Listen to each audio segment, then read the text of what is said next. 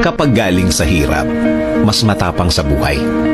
Kung mapapansin mo ang mga taong matitibay sa buhay, sila yung mga taong galing sa matinding hirap sa buhay. Mga naranasang grabe sa bigat ang mga problema na kung mararanasan sa buhay ng isang simpleng tao, susuko at susuko talaga. Aayaw at aayaw talaga. Bigla na lang titigil at tatanggapin na lang ang nangyari.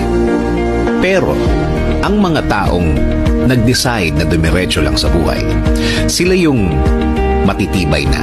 Sila yung na-shape ang pagkatao dahil sa tindi ng hirap ng buhay o kaya sa tindi ng hirap ng sitwasyon.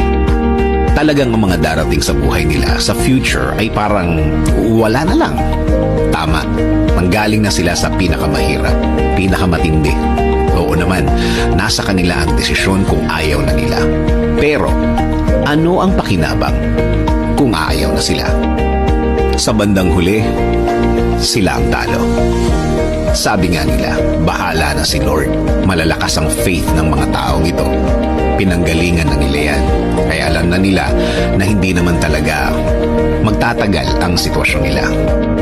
Sa mga nagdaan, napatunayan na nila na gagaan ang lahat. Lalo na kung sukuan time. Isinusuko nila lahat sa Diyos. Pwede naman talaga yun. Dahil kung sila lang yan, wala. Hindi nila kakayanin. Hindi nila matitiis ang lahat.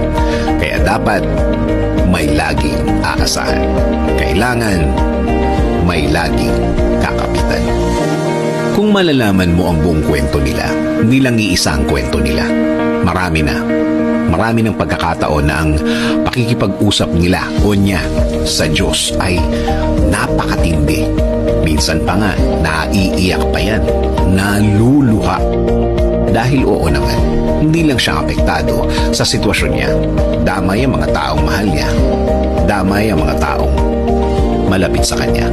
Kaya kung magdasal siya, isinasama na niya lahat para panglahatan ang blessings na gusto niyang dumating. Kung titingnan mo ang buhay niya, maayos to. Kasi may guidance galing sa taas.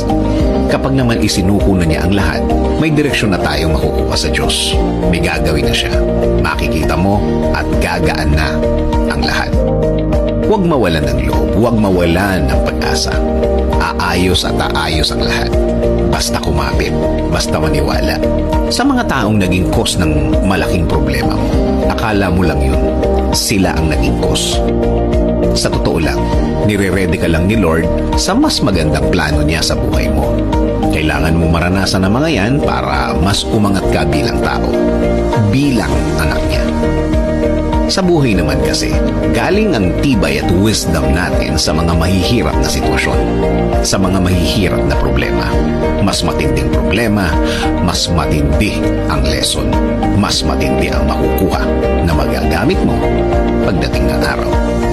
Sa dulo, lagi namang maganda ang plano ng Diyos sa'yo. Sabi nga sa Jeremiah 29:11, "For I know the plans I have for you, declares the Lord, plans to prosper you and not to harm you, plans to give you a hope and the future."